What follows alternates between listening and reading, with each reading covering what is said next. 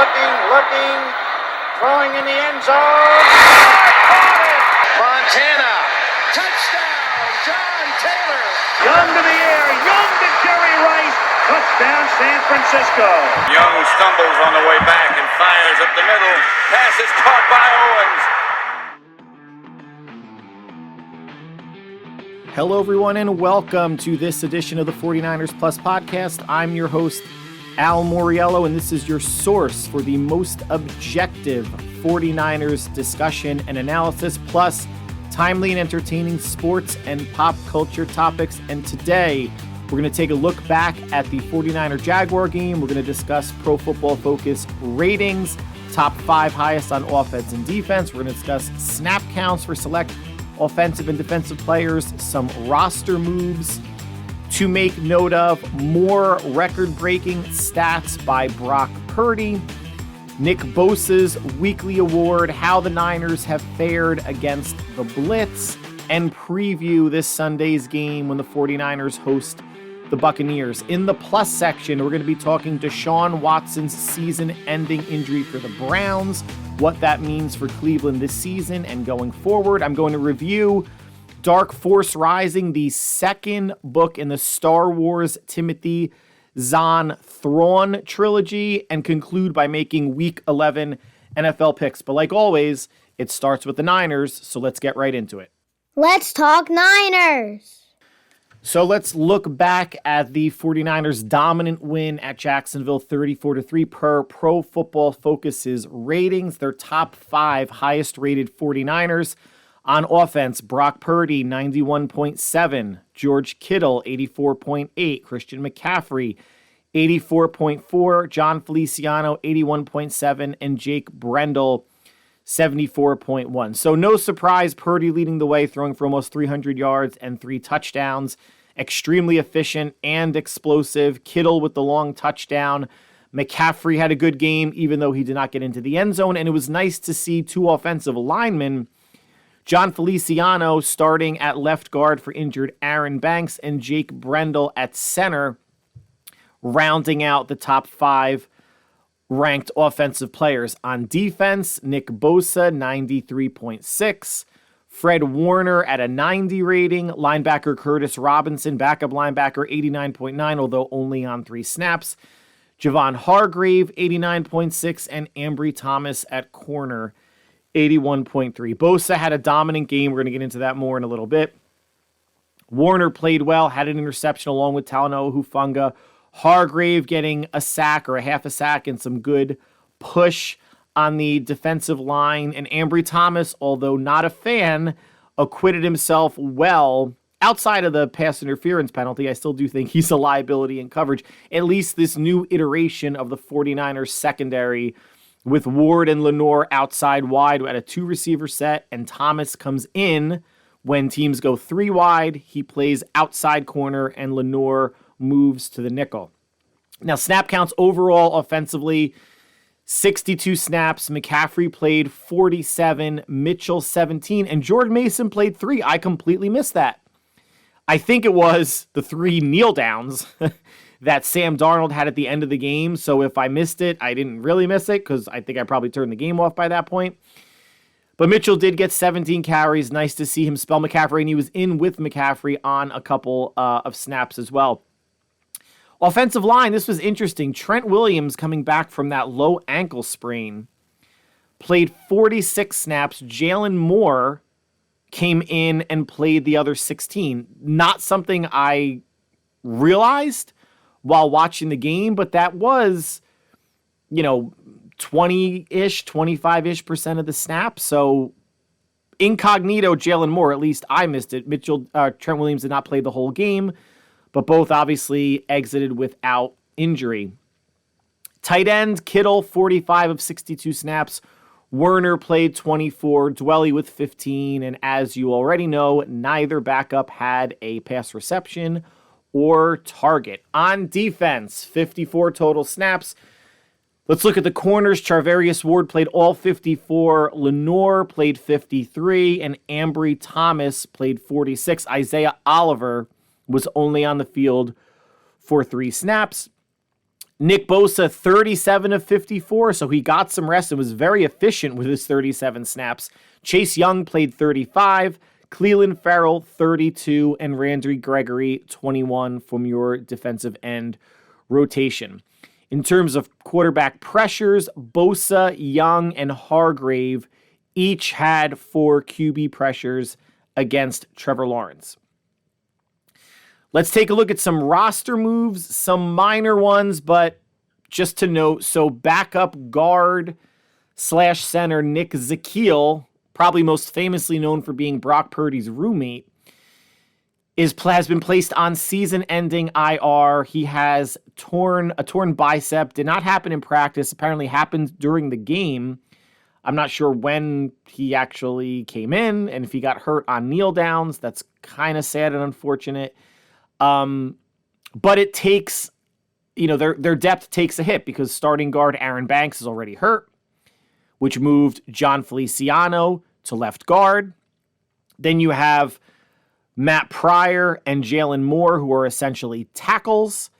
They're going to have to bring somebody up from the practice squad for at least this week and next and maybe Banks comes back next week. I'm not counting on it, or I'm not banking on it. Haha.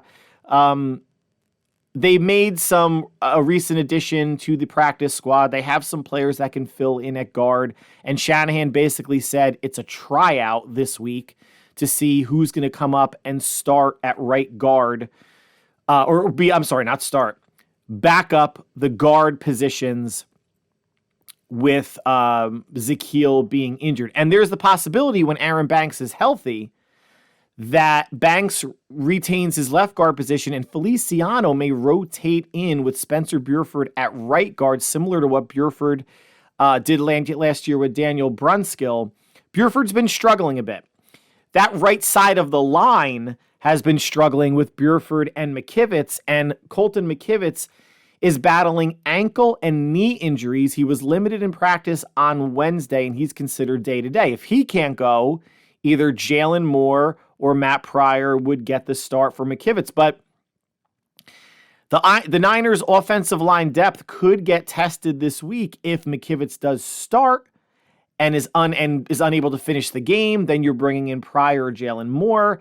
Then your backups are either Pryor or Jalen Moore, and then someone from the practice squad if another injury occurs. Just something to keep an eye on. We're at week 10 or 11 in this season. It becomes a war of attrition for a lot of teams, and you know how the Niners have been bitten by the injury bug every year. At least really no injuries to major players, knock on wood, famous last words. Hopefully I didn't jinx anything. The practice squad, the 49ers signed rookie Spencer Wage from North Dakota State University, so at least there's someone from North Dakota State still on the 49ers roster. Bye-bye, Trey Lance. Defensive lineman 6'5", 295 was in camp with the team over the summer, got released. To make room for him, the 49ers released Austin Bryant, which is just interesting because I know the Niners' motto is you can never have enough pass rushers. But they released him. I guess they maybe wanted to get a little bit bigger on the D-line, at least on the practice squad. Wage at North Dakota State played in 57 games with 29 starts, registering 138 tackles, 42 tackles for loss, 20.5 sacks, 5 forced fumbles, 4 pass defense, and 1 fumble recovery. He finished his career as a 2-time FCS All-American in 2021-2022.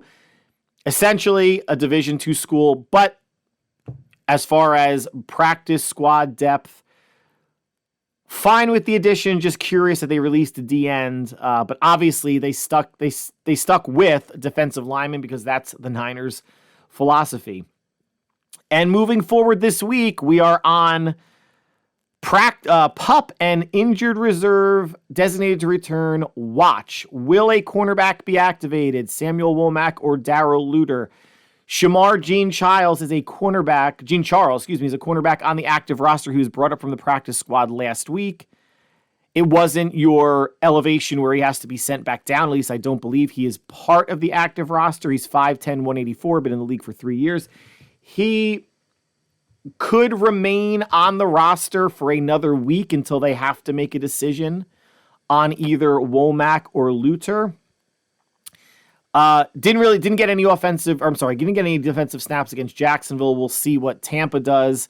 Beyond Evans and Godwin, they're really not putting 4 receivers on the field. They'll stick with tight end Cade Otton as their really de facto number 3 receiver. So the Niners, the clock is ticking, and not to ignore defensive end Robert Beal, because he's part of this group that will either need to be activated, I believe, by next week's game against the Eagles, or they revert to full season ending IR. So more to come certainly for there regarding the cornerback positions and any additional activations.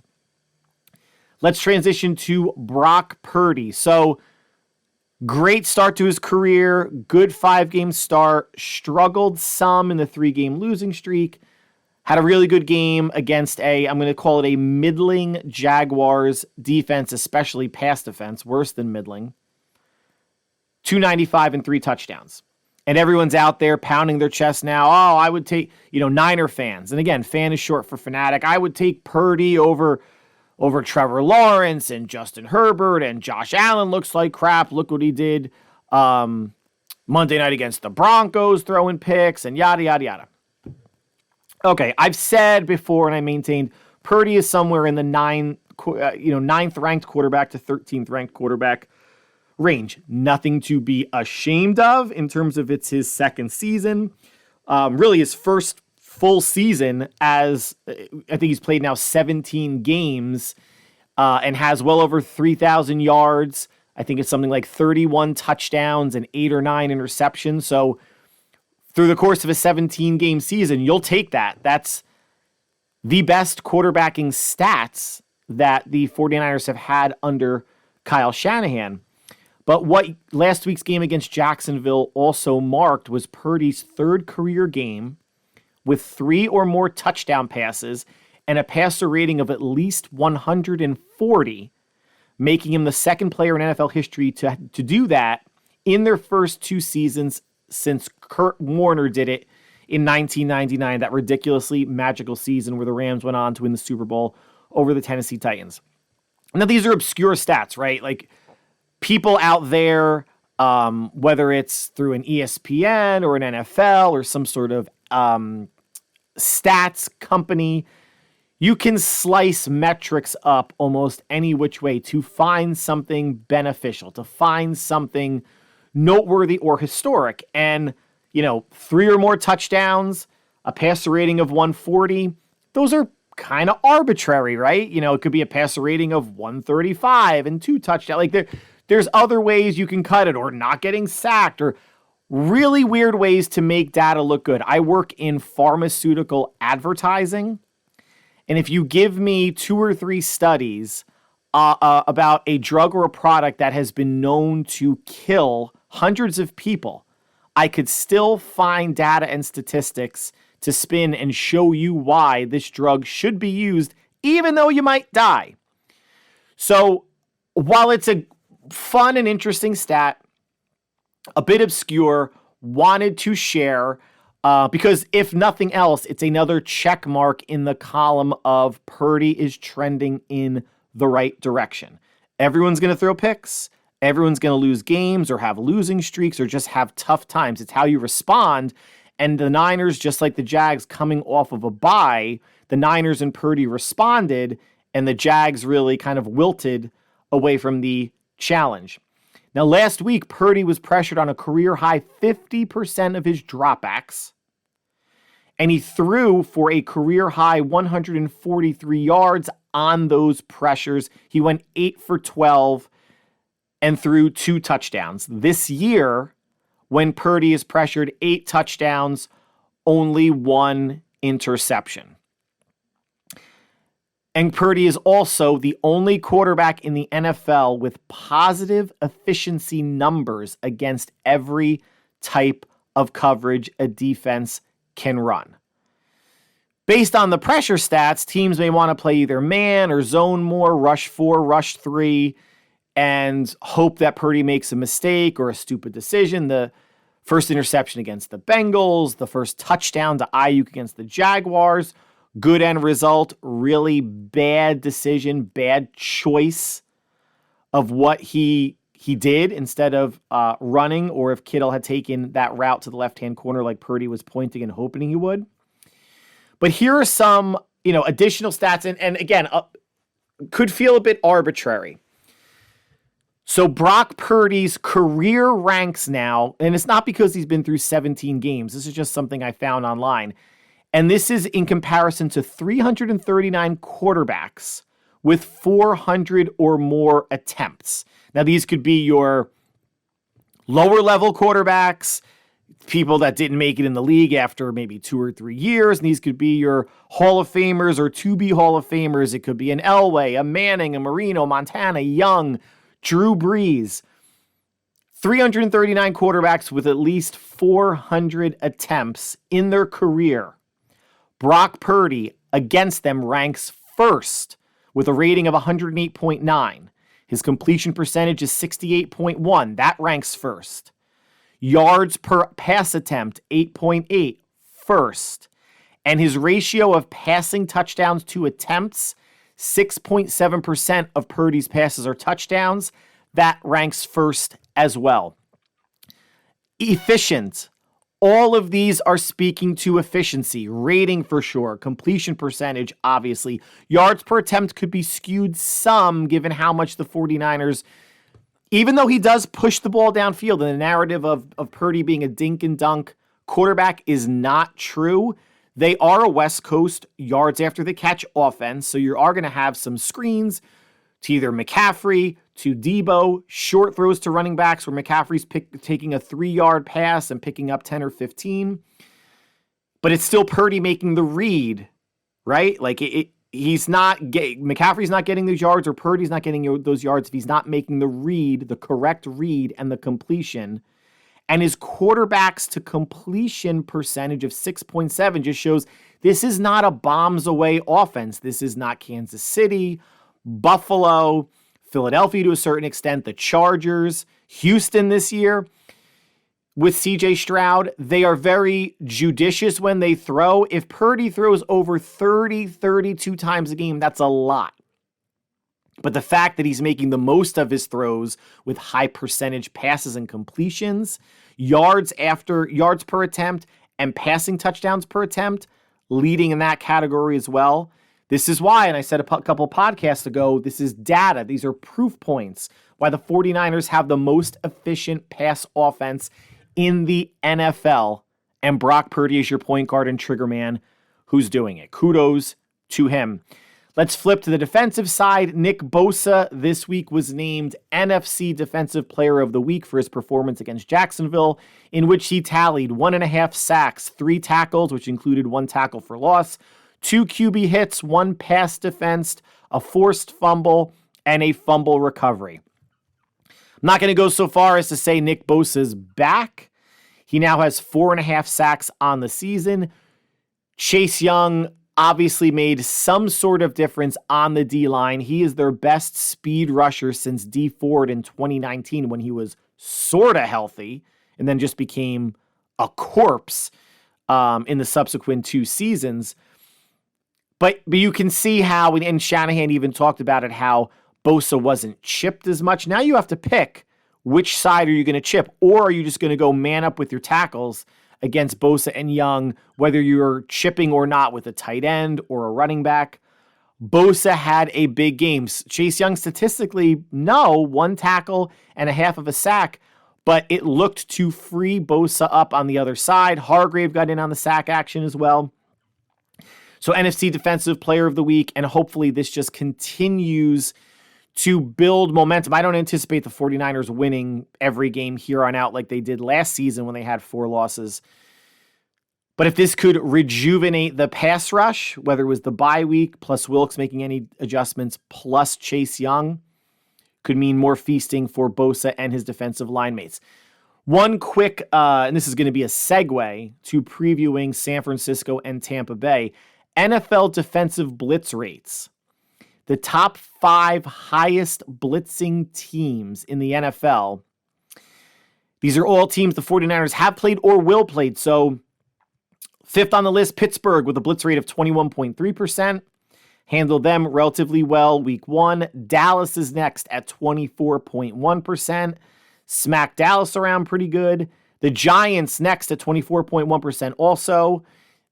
Pretty easy victory there. Next is Tampa Bay at 24.3% coming into San Francisco or Santa Clara specifically this Sunday. And the number 1 blitz team, Minnesota, 30.3%. Defeated San Francisco, although they did have an attempt to win. They were able to take the lead or win the game the last 2 drives, but Purdy threw 2 interceptions. So 3-1 so far against the 5 highest blitz rate teams in the NFL. And that's going to continue against Tampa Bay this week, unless they wind up backing off and take a look at the numbers that San Francisco and Purdy has against the blitz and decide to rush 4. Problem is they're not a great rush team with their base 4. This isn't the Tampa Bay team of their Super Bowl year. So they have to send a 5th or 6th to generate pressure. We'll see what Todd Bowles and company dial up in their game against the Niners, which will be 4:25 Eastern time on Sunday. Here's our preview. The Buccaneers are 4-5. They've beaten the Vikings at Minnesota week 1. They beat Chicago at home, at New Orleans, and versus the Titans. So besides the Vikings, who week 1 did have Justin Jefferson, a bit of a different team. Bears not so good. The Saints, I think, still a game over 500 or right about 500, but not a good team. And the Titans, not a good team either. The good teams are who they lose to. They lost at home to Philly, at home to Detroit, at home to Atlanta. Not a good team, but lost to them at home, at Buffalo, and at Houston. So their losses, 4 of their 5 losses come against teams either at or above 500. They're led at the quarterback spot by Baker Mayfield, who's completing 64.6% of his passes, 14 touchdowns and 5 interceptions. He has been sacked 16 times this year, so less than 2 sacks a game, which either speaks to the Buccaneers O-line holding up pretty well or Mayfield getting rid of the ball quickly or just making decisions to not take sacks, maybe picking up some yards with his feet. On the ground, the running game, not great, led by Rachaad White, 429 rushing yards and 3 touchdowns. Receiver is where the Bucs will make their hay. Mike Evans, 737 yards and 6 touchdowns. Chris Godwin, 522 yards and a touchdown. And second-year tight end, Cade Otton, 254 yards and 3 touchdowns. The defense has generated 25 sacks, but again, that's less than 3 sacks per game. Led by defensive tackle Vita Vea with 4.5. Shaq Barrett, linebacker, who is essentially a DN pass rusher, with 4 sacks. And their corners, Carlton Davis and Jamel Dean, and their free safety is Antoine Winfield. Overall statistics, the Bucs are a number 22 offense, 15th passing, averaging 228.6 yards a game, 31st rushing, only 78.1 rushing yards, and 23rd in points with 19.8. Defensively, they are 24th overall, 31st against the pass, allowing nearly 267 yards. Good against the run, number 6 in the league, 87.2 yards, and 8th in points allowed, 19.2 points per game. So matchup-wise, a couple things that we're going to look at. The 49ers' rejuvenated defensive line, who actually has fewer sacks overall as a team than the Bucs. The Niners have 23, the Bucs have 25. How will they fare against the Tampa Bay offensive line, who has only given up 16 sacks all season? Will they get to that 5-sack number, like they did last week against Jacksonville? We'll see. The corners, what's the rotation going to look like between Ward, Lenore, and Thomas, and how will they match up against Evans and Godwin? I think there's going to be a major disadvantage whenever Ambry Thomas lines up against Evans or Godwin. We'll see how often the Buccaneers go 3 wide and put either Evans or Godwin in the slot as a significant size advantage over Deommodore Lenoir. And then the advantage that the receivers would have against Ambry Thomas as well. I don't know if this is the type of game where Steve Wilks will ask Charvarius Ward to shadow Mike Evans. Maybe not on every single snap or every single predicted pass play, but he has more size than Thomas or certainly Lenore does to play against Evans. And Evans is questionable right now with the quad injury. I expect him to play. And Godwin has had a pretty decent start to the season as well. These are two receivers that can do damage, but the 49ers philosophy of, well, receivers can't do damage if the quarterback's on their back, linking together pass rush and secondary again. But I think it's safe to say that Isaiah Oliver is not going to see the field much this game, and we'll see what this new 3-cornerback rotation can do. The 49ers running game, a strength of their team, averaging 134.7 yards a game against Tampa Bay's run defense, 87.2. Now, Tampa Bay's run D is right around where the Jags run D was going into last week's game. What did I say Tampa Bay's run D was number 6 overall? That's around where the Jaguars were last week, and the Niners still had their way running for over 130 or 140 yards. Now, this is a game where, Shanahan shouldn't get away from the run. Sometimes he does get a little bit too infatuated with the pass. He did that with Jimmy. He's done that with Brock at times as well. Going into the game, if in the first quarter it looks like Tampa is stuffing the run, then maybe you could evaluate. You still, again, should try to get to 30 carries. But if they are throwing all over Tampa, because the Bucs are second to last in the league in pass defense, allowing 267 a game, then Brock could potentially have a field day. But would love to see a bit more play action, whether the run is working or not. And that's, a philosophical discussion that if you can't run the ball, teams aren't going to respect the play action. I don't agree with that. If a team is stopping the run with just their 4 linemen, defensive linemen, sure. But that's usually a linebacker or a safety also coming up to plug running lanes. So if you're running for 2-3 yards a carry and you're being stopped by 5 or 6 defenders, you're still going to put a linebacker in a compromising position when you run play action because you're committing to the run even though it's not working. So I'm not sitting here saying that the Niners are not going to be able to run the ball. I think they will, and I think they'll go over 100 yards. They'll probably go over 120, 130 yards again. Hopefully not all with McCaffrey. Maybe we can get a little bit more efficiency out of Mitchell and few more snaps from Mason that are not kneel downs. But I think this is a game where the Niners could potentially have it either way. If the run's not working, Tampa's got a bad pass defense. But if the Niners are passing well, that could open up the run, also keeping Tampa Bay off balance. And I think when you flip it around, yes, Evans and Godwin, probably a top 5 or 7 wide receiver duo in the NFL. Beyond that, the running game's not there. They're getting some production out of Otten at the tight end, but I don't think Tampa Bay schematically, beyond the players, has enough to really hurt the Niners. And you can, tell points scored, they're averaging a shade under 20 points a game, and they're allowing a shade over 19 points a game. So this is not an explosive Bucs offense. They haven't beaten good teams when they've had to play them. This is not a walkover game, right? Like the Niners were favored to win at Cleveland. They were favored to win at Minnesota. And they lost those games as well. And they were favored against Cincinnati, although Cincinnati is a better team than those two teams. And they come crashing down to earth last week, losing at home to the Texans. And now the Bengals are 5-5. Week-to-week league, no one is to be taken lightly. Remember, this was last year. This was Brock Purdy's first full game as a starter. He came in relief of Jimmy Garoppolo against the Dolphins and then played Tom Brady the next week in Santa Clara and annihilated the Buccaneers, and the Niners really controlled, limited what Tom Brady could do and really limited that Buccaneers offense. So if you want to do some sort of transitive property of, well, if the Niners can beat the Bucs with Brady, then they should be able to beat the Bucs with Mayfield. I don't subscribe to any of that stuff. It's a nerve-wracking game for me until it's not.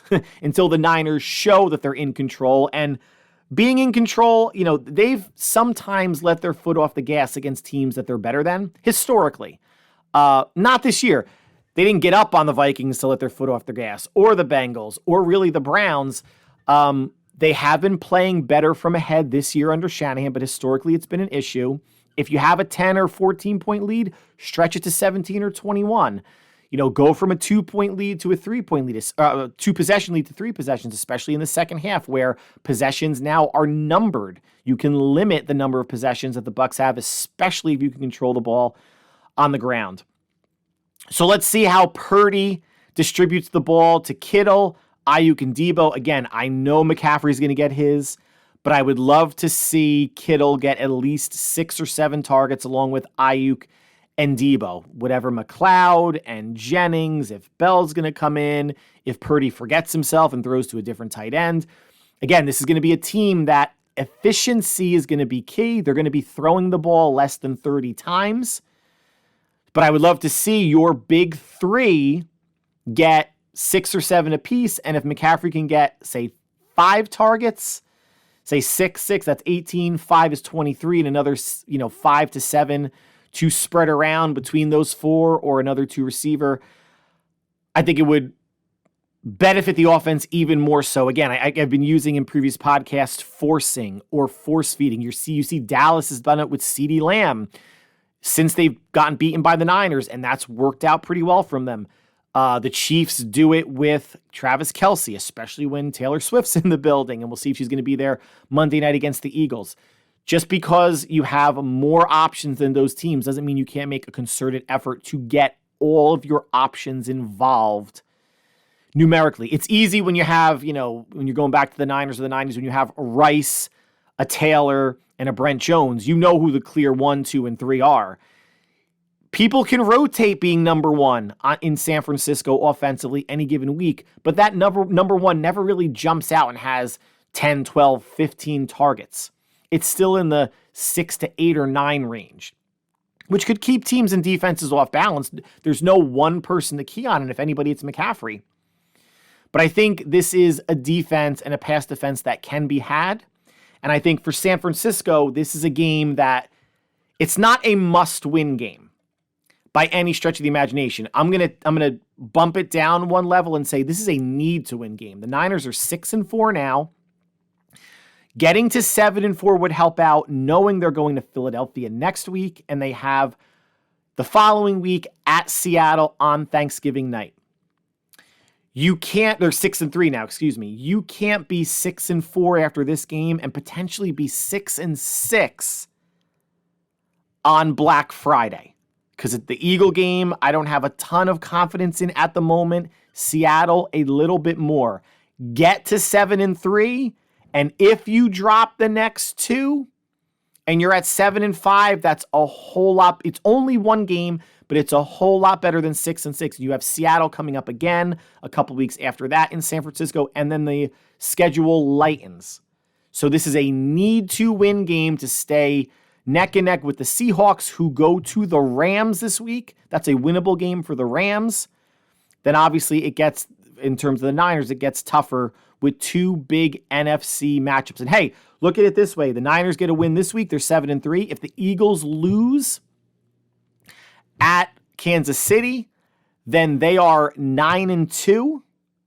And the Niners go to Philly. If they can sneak out a win there, then the Eagles and Niners have the same number of losses, and the Niners have the tiebreaker should it come down to either a number 1 or number 2 seed. It looks like the way the Lions are playing, I know they have 2 losses and the Eagles have 1. The Lions have an easier schedule the rest of the way than the Eagles or the Niners do, so don't be surprised, anybody, if the Lions get home field advantage in the NFC playoffs.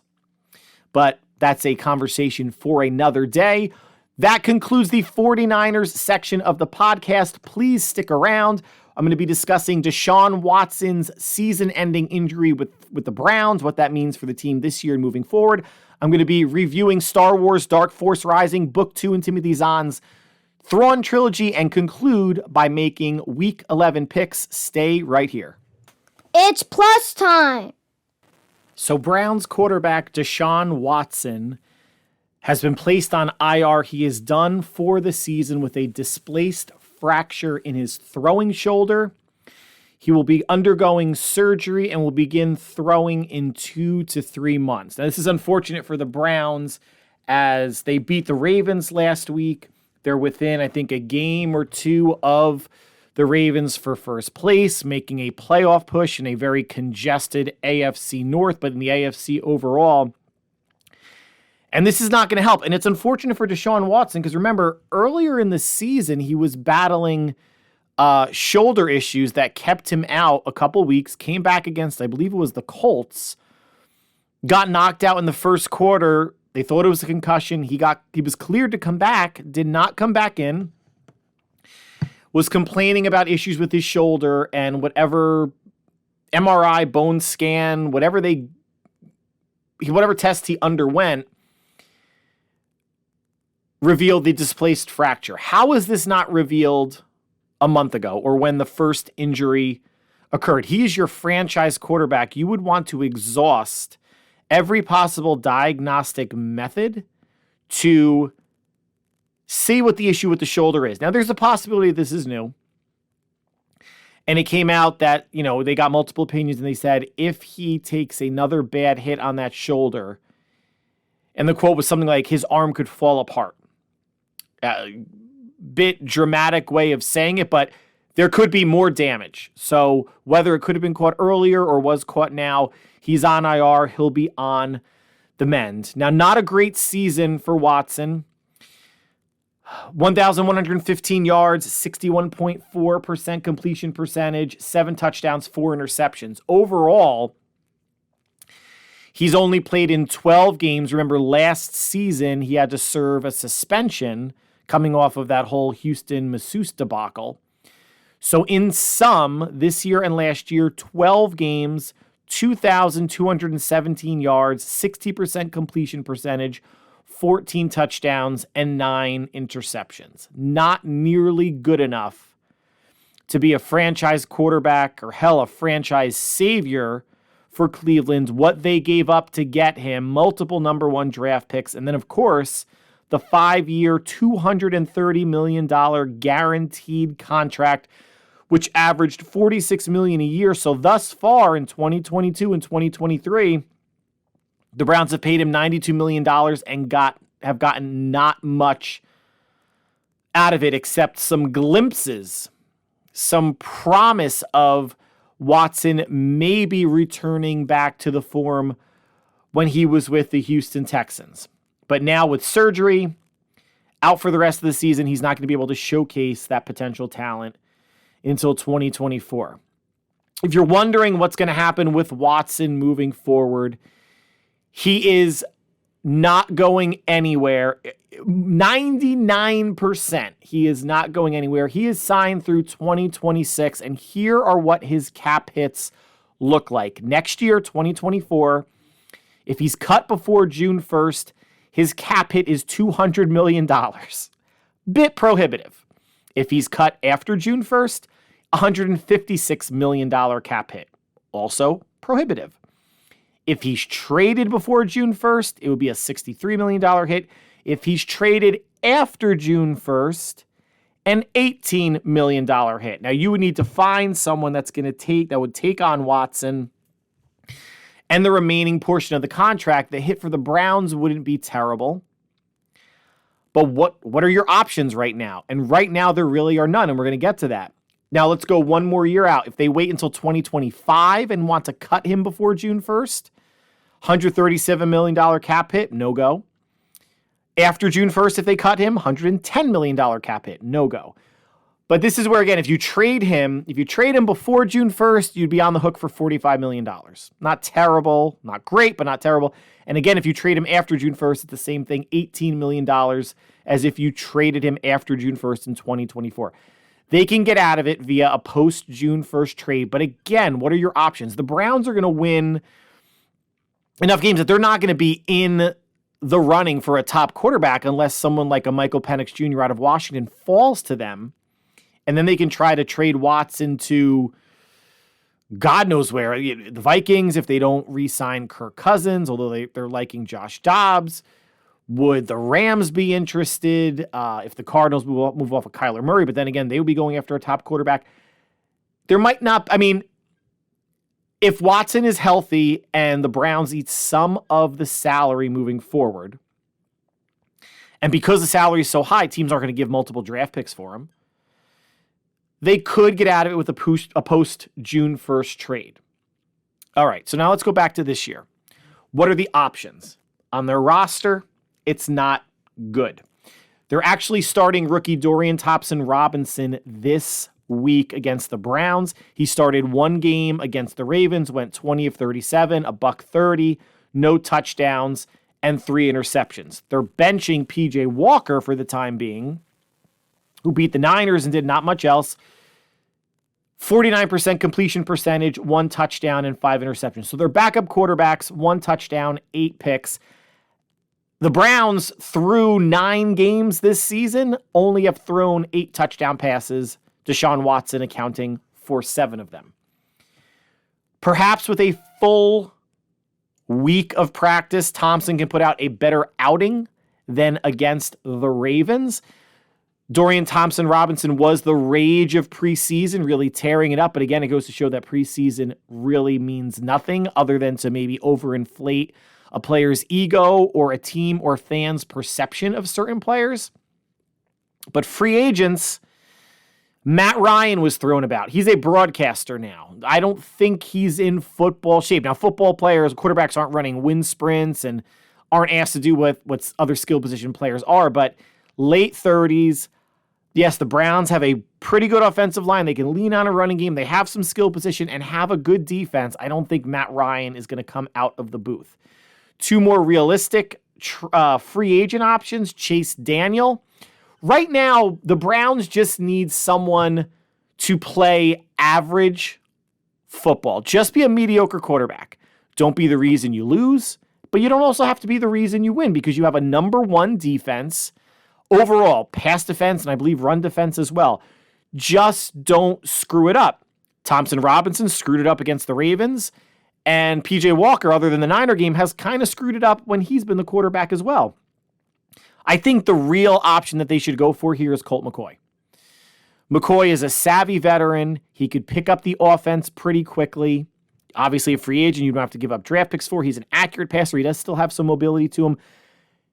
They need to get someone else in the building right away. And it can't be this young developmental player that they can put on the practice squad or as the number 3 quarterback behind PJ Walker. They need someone that can come in and in a week leapfrog PJ Walker or even Dorian Thompson-Robinson.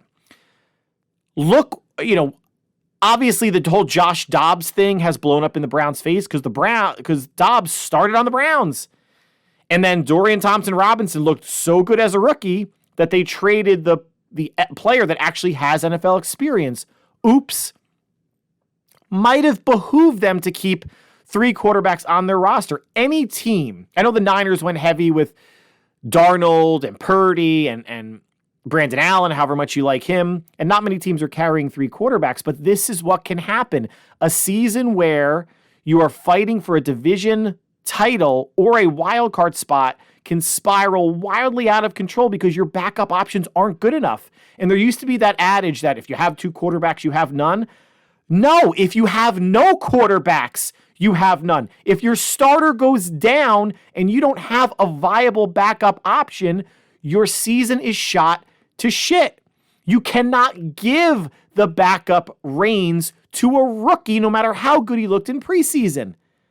Not going to cut it. And yes, they didn't know Josh Dobbs was going to have a good start to Arizona, then flounder a bit, then get traded to Minnesota, be on with the team for 6 games, win his first game, then win his second game. And he has looked really good. And I know he's like an aerospace engineer. He has some super high science intelligence schooling background, which I'm sure in some ways helped him pick up the Vikings playbook. But just like the Jets, to not pick up the phone and get a veteran in today or yesterday when Watson's injury was revealed and he was put on IR is tantamount to organizational malpractice. Look at what the Jets are doing. And the Browns have a better defense than the Jets. The Browns should not have the outlook of, well, we'll lean on our defense and hope we can skate by with the rookie or PJ Walker. No! The quicker you get someone in, if they can win this game and get to whatever it is, 7-3, 7-4, whatever they may be, and then you give McCoy an extra week or two to become acclimated and then start, that could save their season. Zach Wilson's not saving anybody's season. The Jets don't want to start Trevor Siemian, and Tim Boyle is trash.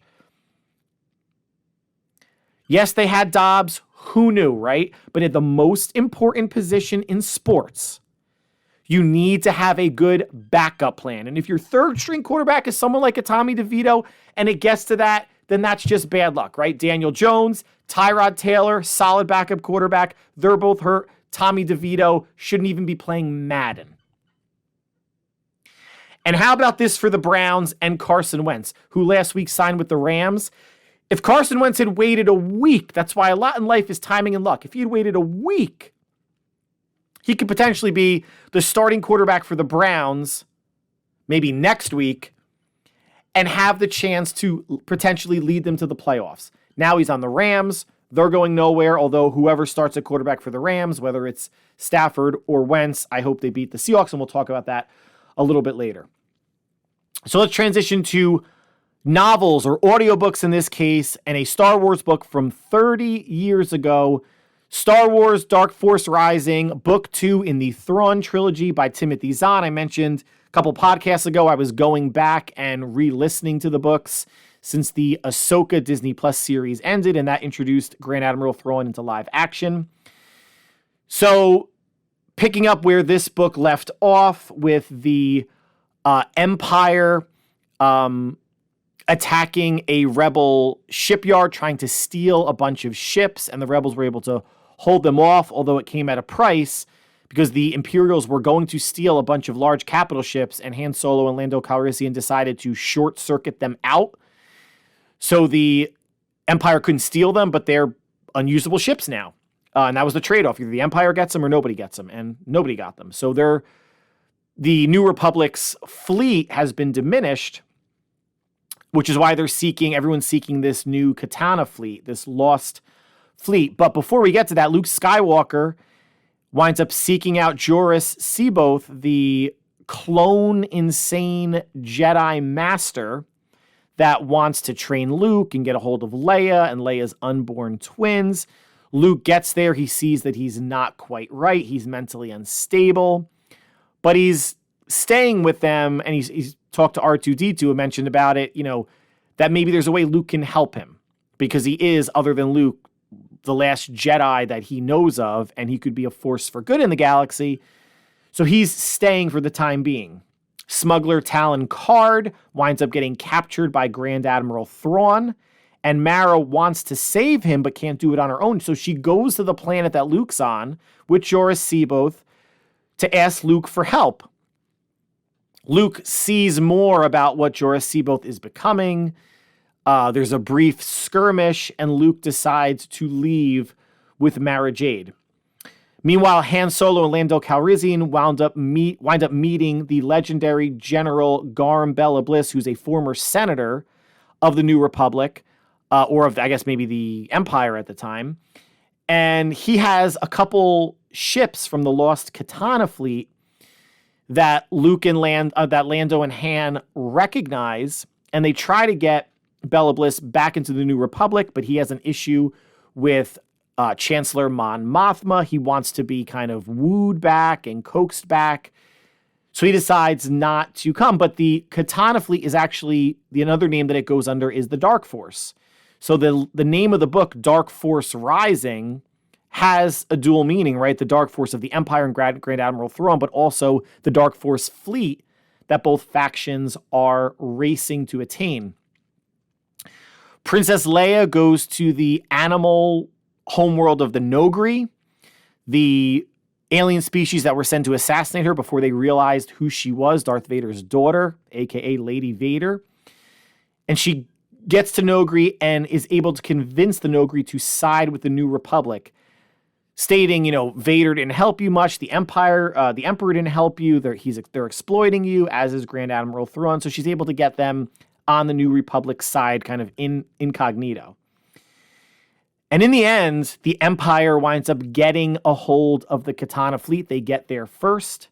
The New Republic destroys some of the fleet. There winds up being, I think, 200 ships in total. The New Republic destroys some, but Thrawn gets most of them to add to his fleet of Star Destroyers and other spacecraft. So the main issue with this book, even though I kind of went over the high points, right? There's not much action. This, like the first book, I don't think would translate all that well to film. A lot of fans were saying this trilogy should be episodes 7, 8, and 9. I don't agree. These are well-written novels that expand the universe, that follow characters that all of us love from the original trilogy, and introduce new and fantastic characters that became a staple in the Legends or the defunct expanded universe lore.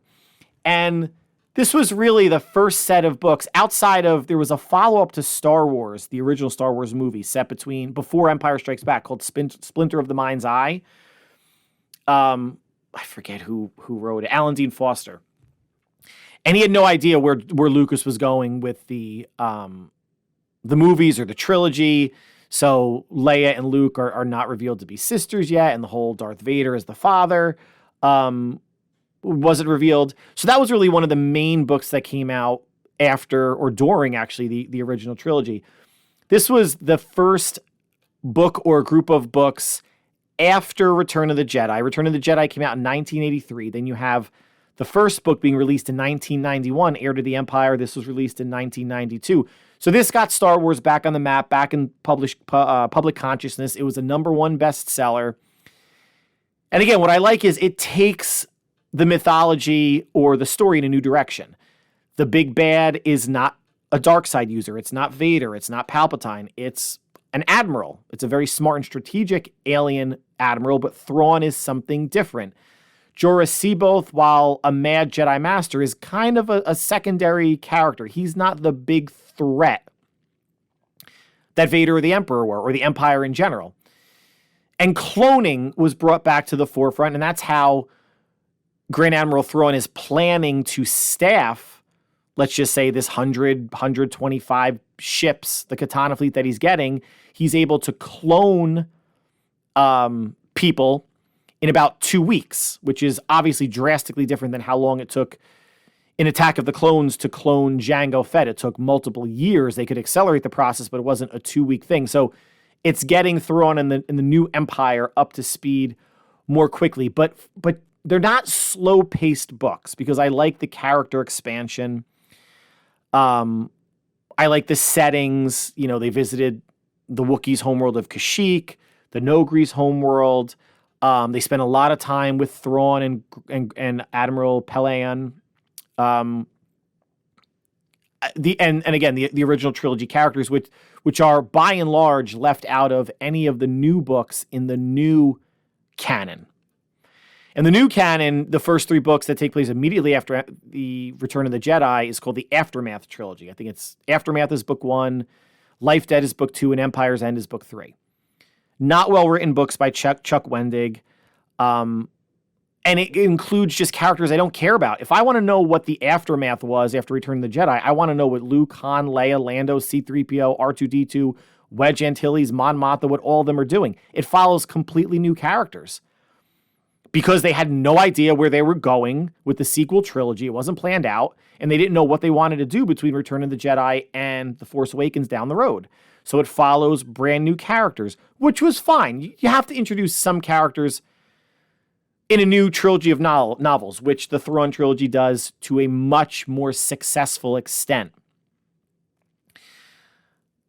But not action-packed. I don't think it doesn't translate well to film. They're well-written books, and what it does is it set the foundation for Star Wars in the 90s moving forward with books. And there was a comic book series, Dark Empire, that I believe came out before this, where the Emperor actually is reborn via cloning, so they weren't going to reintroduce the books and comics were trying to work together. Comics was Dark Horse Comics, and the books were, was it Bantam or Del Rey? They were trying to not step on each other, which is, I guess, why you didn't have, a dark side user, a Sith Lord being the big bad. It's just not as energetic of a series as later series but you have to start somewhere, right? The Jedi Order isn't reintroduced until later books. Han and Leia's twins don't become Jedi until later books, and they have a third child. And then you have to introduce Mara Jade for Luke to marry Mara Jade in later books or later comic books. So where Star Wars was in the late 80s and early 90s was literally nothing other than maybe some video games. So this was a great foundational trilogy that Timothy Zahn writes. When you look back in retrospect, the 50, 70 books that have come out before that, and not all of them involve Luke and Leia and Han, some are ancillary characters, it doesn't hold up as well. Now, whatever they leverage in the Ahsoka series with Thrawn from this, I don't think it's going to be all that much. But I am glad that they recognize the character of Thrawn and Peleon. And if they're going to bring Mara Jade or Talon Card or they did actually bring the Nogri into the universe in the animated series Rebels, they are leveraging some of the good stuff. But, I'm enjoying re-listening to it. And Mark Thompson as the narrator. And if any Star Wars fans are out there, you haven't read these books or listened to them, I think listening is great because he has such a wide range of voices for literally all the characters. And there are special effects, lasers, dogfights in space, lightsabers. It's a really good listen. I think the trilogy, like a lot of things when we look back on our youth, is romanticized. Like how good, the Transformers cartoon series was, or He-Man. They're Fraggle Rock. Remember that? It's tough to watch now as an adult. Different lens as a child, but there are also some things that hold up. Like I'm still playing F-Zero 99. That was a Super Nintendo game from 30 years ago. Legend of Zelda, Link to the Past, 30 years ago. Street Fighter 2, 30 years ago. Some things hold up, some things don't. I'm enjoying the listen. I'm enjoying the story. And it's set a strong foundation for what's to come in the defunct Star Wars universe. But that what's to come really pushed the story and the characters and my reading enjoyment much more so than at least this look back. And I'm going to finish The Last Command probably over the weekend listening to that, and I'll share my thoughts on that on probably the Monday podcast, Thursday at the absolute latest. So let's conclude with Week 11 NFL picks Thursday night, which is tonight as I'm recording this on a Thursday. Really good Amazon Prime game. Al Michaels probably won't hang himself. Cincinnati at Baltimore. The Bengals, after getting hot, winning 3 in a row, beating the Niners, fell at home to Houston. They are 5-5. They really need this game. They absolutely do. They can't go 5-6 in an AFC North that has teams better than them and an AFC that has a lot of good teams. I mean, right now they're losing the tiebreaker to the Texans, right? They have the same record, but the Texans beat them. Or no, the Texans are one game up on them, plus the tiebreaker. T. Higgins is still out. Thanks a lot for the fantasy help, T. Higgins. I think Baltimore at home with that top 2 or 3 ranked defense, even though they got into a bit of a shootout with the Browns, will beat Cincinnati and basically bury their divisional hopes in Week 11. Crazy to think that, but I'm going to take Baltimore. Like, quick step back. 4 teams are on a bye: the Falcons, the Colts, the Patriots, and the Saints. Really not many players of fantasy relevance, so get a bit of a non-factor week as it comes to fantasy football with those 4 teams. Pittsburgh at Cleveland to start the 1 o'clock slate on Monday. As much as I don't believe in Dorian Thompson-Robinson, I feel like this is a game where the Browns defense is going to say, okay, let's rally. Watson's gone. Let's help this rookie out. I think they can really control the Steelers' offense. And the Steelers' D, they have a good D. They could really make things difficult for the Browns' offense, especially the rookie. I think Stefanski, if that's even the head coach, if I'm thinking of the Browns versus the Vikings, the head coach of the Browns and the offensive coordinator, I think they're going to lean on the run a lot with Jerome Ford and Kareem Hunt and not ask the quarterback to do too much, so hopefully he doesn't put the ball in harm's way. Not a lot of confidence, but I will take Cleveland. Chicago at Detroit. Justin Fields might be back for the Bears. Is there really going to be that much of a difference between he and Tyson Bagent other than the running element? Lions will get the victory. Chargers at the Packers. Packers, how disappointing are they? We knew that they weren't really going to be a winning team. They were 8-9 with Aaron Rodgers last year, or 9-8, I forget. They're not going to get to that with Jordan Love. And now there's some questions if Jordan Love is really going to be the quarterback moving forward, although they signed him next year. I don't think they can really get out of that. I will take the Chargers with Herbert and Allen having a great year and Eckler and the defense playing better. I think they'll go into Green Bay and get the win. Las Vegas at Miami. It's been a nice start for head coach Antonio Pierce and quarterback Aiden O'Connell, but it comes to an end in Miami. The Dolphins will get the win. Giants at Washington. It's probably going to be Tommy DeVito, but there's the outside possibility Tyrod Taylor plays. It doesn't matter. Washington will win. And for those of you that don't know, Sam Howell is leading the NFL in passing yards, and number 2 is CJ Stroud. So some young quarterbacks really making a name thus far 11 weeks into the season.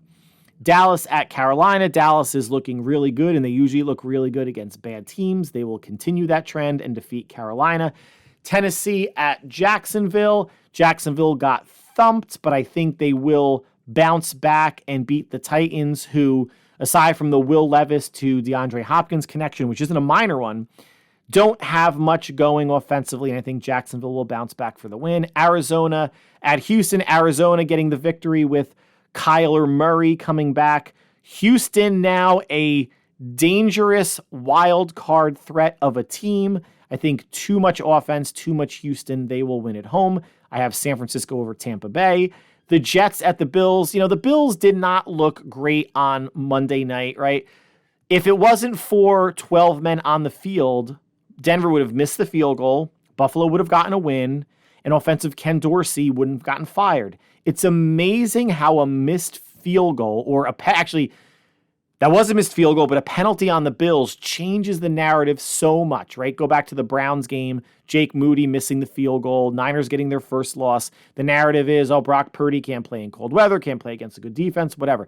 If Moody makes that field goal, it's Brock started slow, but he's a gamer, came back, put him in position to win, got him down the field, and they would have been 6-0. Same here with Buffalo. Zach Wilson was not a huge reason why the Jets lost last week, but against the Raiders, but he's not going to be a reason why they're going to win this game. Buffalo will probably still continue its troubling trend of not wanting to run the ball that much, and Josh Allen making stupid throws, even though he has a big arm. And even though the Jets beat them week 1, I think the Bills beat the Jets, and the Jets are going to lose this week and next week, and they're going to be 4-7, and Aaron Rodgers is going to have no hope of coming back.